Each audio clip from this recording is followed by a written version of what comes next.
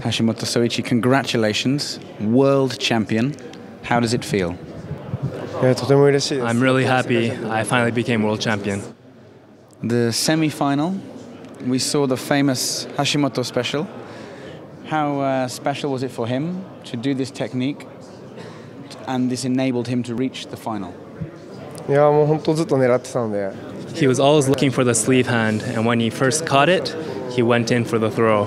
And when he realized the opponent was on his back, it was an amazing moment.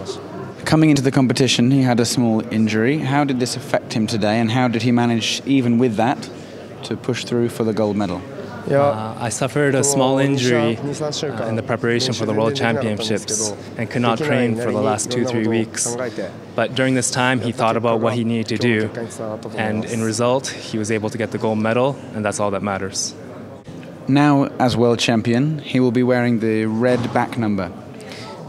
How will this change his mentality now that he knows that everyone will be looking at him as the target?